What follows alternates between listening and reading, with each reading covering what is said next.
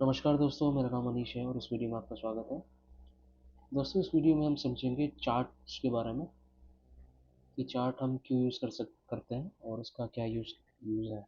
तो बेसिकली मैं बताना चाहूँगा कि जो चार्ट्स होते हैं, चार्ट की जो डेफिनेशन है, चार्ट हम इसलिए यूज़ करते हैं ताकि हम हमारे पास जो डेटा है, जो नंबर्स हैं, वो काफ़ी उसको इंटरप्रेट करना ईज़ी नहीं होता है, क्योंकि हमारे पास जो डेटा सेट हो सकता है उसमें बहुत सारे रोज़ हो सकते हैं, कॉलम हो सकते हैं, उसमें बहुत सारे नंबर्स हो सकते हैं।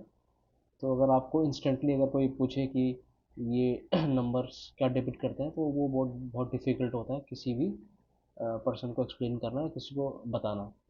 तो इन नंबर्स को, इन डेटा को, इस डेटा सेट को चार्ट की मदद से हम क्या कर सकते हैं, इसको विजुअली हम डिस्प्ले करा सकते हैं या विजुअली रिप्रेजेंट करा सकते हैं किसी भी चार्ट की मदद से। तो चार्ट का यूज़ हम इसलिए करते हैं ताकि हम जो भी इंफॉर्मेशन है, जो नंबर है, जो हमारे पास डेटा है, उसको हम विजुअल तरीके से रिप्रेजेंट कर सकें ताकि वो इजीली अंडरस्टूड अंडरस्टूड हो जाए या फिर आसानी से समझ पाए। तो हमारे पास यहाँ पर क्या होता है कि हमारे पास बहुत सारे चार्ट की फॉर्म्स है, चार्ट रिप्रेजेंटेशन है। दोस्तों, इस वीडियो में हम समझेंगे कॉलम चार्ट, पाई चार्ट और लाइन चार्ट। ये तीनों काफ़ी बेसिक चार्ट हैं और इनका यूज़ केस और इनके यूजेस बहुत ज़्यादा हैं। तो अगर स्क्रीन के सामने मैंने एक डेटा सेट लिया है, स्क्रीन पे डेटा सेट लिया है, जिस जो डेटा सेट हमें बताता है कि इसमें जो है अ, एक स्टूडेंट का कॉलम है और यहाँ पर 3 कॉलम सब्जेक्ट से रिलेटेड है। तो स्टूडेंट के नेम है, मैथ्स में नंबर्स हैं, साइंस में भी कितने नंबर हैं, इंग्लिश में कितने नंबर हैं। तो ये डेटा सेट बताता है कि एक अमित जो स्टूडेंट है उसके नंबर्स या फिर उसके marks across different subject, across यहाँ पर 3 सब्जेक्ट हैं, वो कितने कितने उसके नंबर्स हैं। चार्ट की मदद से हम ये कंपेयर कर सकते हैं कि अमित जो स्टूडेंट है उसके पास जो है 3 सब्जेक्ट में मतलब कैसे कितने कितने मार्क्स हैं। तो बेसिकली हम उसको कंपेयर कर सकते हैं, उसके मार्क्स अक्रॉस डिफरेंट सब्जेक्ट, और डिफरेंट स्टूडेंट्स के भी हम सब्जेक्ट के मार्क्स कंपेयर कर सकते हैं, आपस में भी हम उनके मार्क्स कंपेयर कर सकते हैं। चार्ट का दूसरा नाम बार ग्राफ भी है। तो चलिए दोस्तों, हम ये देखेंगे कि इस डेटा सेट के अकॉर्डिंग हमें इंट्रोड्यूस करना है तो कैसे करेंगे। तो सबसे पहले जो फर्स्ट स्टेप होगा, आपको डेटा सेट सेलेक्ट करना होगा। डेटा सेट सेलेक्ट पे जाएंगे और यहाँ पर चार्ट चार्ट का सेक्शन है। इस चार्ट के सेक्शन पे आप अगर सबसे टॉप पे देखेंगे तो यहाँ पर कॉलम चार्ट है या फिर बार चार्ट, इस पर आप क्लिक करेंगे तो आप ये बेसिक्स कॉलम चार्ट है। और यहाँ पर चार्ट टाइटल है, ये चार्ट आपने इंट्रोड्यूस करा दिया है, मतलब ऐड कर लिया है। चार्ट टाइटल हम डाल सकते हैं कि comparison of marks, comparison of marks bye students of students. ये हम चार्ट टाइटल हमने ऐड कर लिया है ताकि हमें ये टाइटल देख के ये पता चल जाए कि ये जो चार्ट है, ये जो कॉलम चार्ट है फिर ग्राफ है, ये क्या रिप्रेजेंट करता है। तो ये टाइटल हो गया। वाई एक्सिस पे इनके नंबर्स हैं, 0 से स्टार्ट होकर 100 तक ये नंबर्स हैं। एक्स एक्सिस पे स्टूडेंट के नेम हैं। और ये जो डिफरेंट कॉलम है, जैसे ब्लू कलर में जो कॉलम है वो रिप्रेजेंट करता है मैथ। ऑरेंज कलर का जो कॉलम है वो रिप्रेजेंट करता है साइंस सब्जेक्ट को। और ग्रे कलर का जो कॉलम है वो रिप्रेजेंट करता है इंग्लिश सब्जेक्ट को। तो अगर आपको इस ग्राफ को रीड करना हो तो आप कैसे रीड करेंगे। तो ये ग्राफ का रीड करने का तरीका ये है कि जो अमित स्टूडेंट है उसके जो मैथ में जो सब्जेक्ट है उसमें जो मैथ है, तो जिसमें उसके मार्क्स हैं 78। और वो अमित के जो मार्क्स साइंस में हैं वो 85 हैं। अमित के मार्क्स इंग्लिश में हैं 74। तो जो अमित के जो सब्जेक्ट हैं उन तीनों सब्जेक्ट के कंपैरिजन आप इजीली मेक आउट कर सकते हैं यहाँ पर। और अमित के जो मार्क्स हैं वो नेहा के साथ भी आप कंपेयर कर सकते हैं।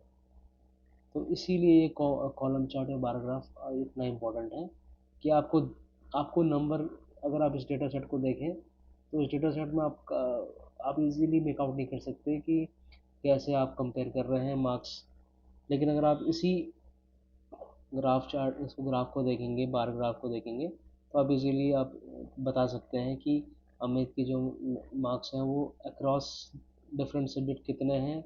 और अगर आप अमित के मार्क्स कंपेयर करेंगे डिफरेंट अलग अलग स्टूडेंट्स के साथ, तो वहाँ पर भी आप मेक आउट कर सकते हैं कि सबसे ज़्यादा मार्क्स किसके। अगर आपको ग्राफ देख देख के बताना पड़े तो आप इजीली बता सकते हैं कि सबसे ज़्यादा मार्क्स जो हैं मैथ में किसके हैं, तो आप यहाँ जो मार्क्स है 95 है।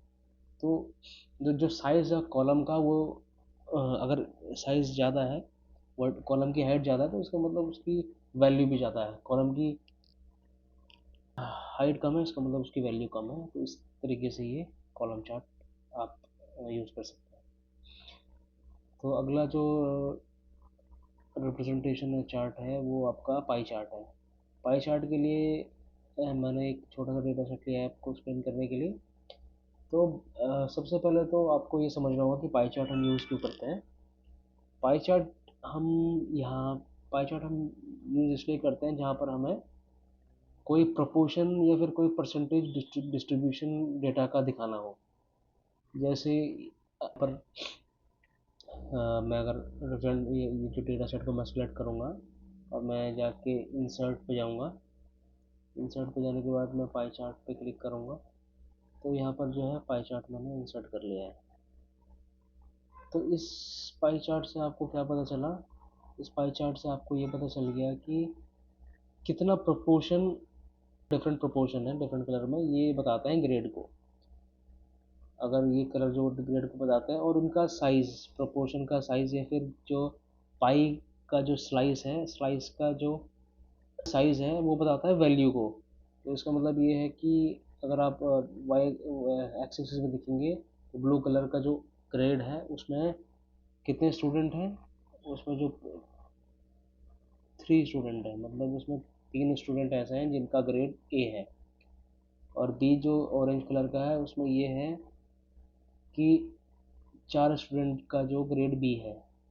और अगर आप इसमें डाइव देखेंगे 2 स्टूडेंट का जो ग्रेड है वो सी है। और कितने स्टूडेंट फेल हैं, तो फेल में सिर्फ एक स्टूडेंट है जो फेल है जिसका ग्रेड है। तो इस तरीके से आप मेकआउट कर सकते हैं कि पाई चार्ट की मदद से कि उसका प्रपोर्शन, उसका परसेंटेज डेटा और डिस्ट्रीब्यूशन आप इजीली मेकआउट कर सकते हैं। तो ये था पाई चार्ट के बारे में। और अगला जो टॉपिक है वो है आपका लाइन चार्ट के बारे में समझते हैं। दोस्तों लाइन चार्ट हम वहाँ पर यूज़ करते हैं जहाँ पर हमें कोई ट्रेंड दर्शाना हो, डिस्प्ले कराना हो over a period of time.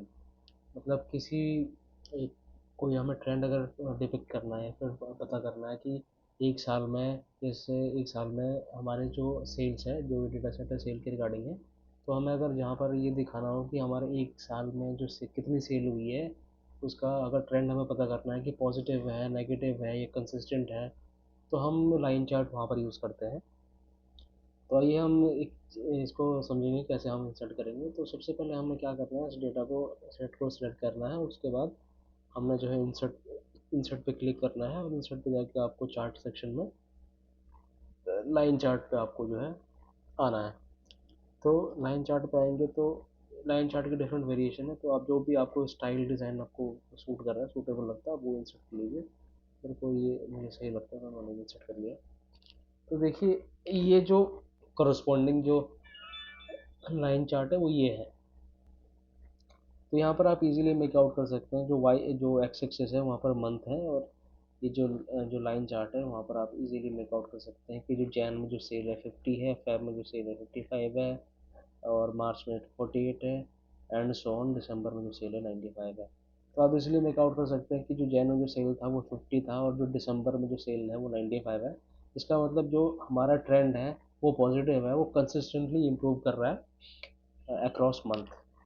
तो इजीली अगर हमसे कोई पूछे कि आपकी जो पिछले साल की या फिर एक साल की जो सेल है उसका आउटकम क्या है, तो आप इजीली ग्राफ देख के आप बता सकते हैं कि जो हमारी सेल है वो पॉजिटिव है और वो कंसिस्टेंटली इम्प्रूव कर रही है।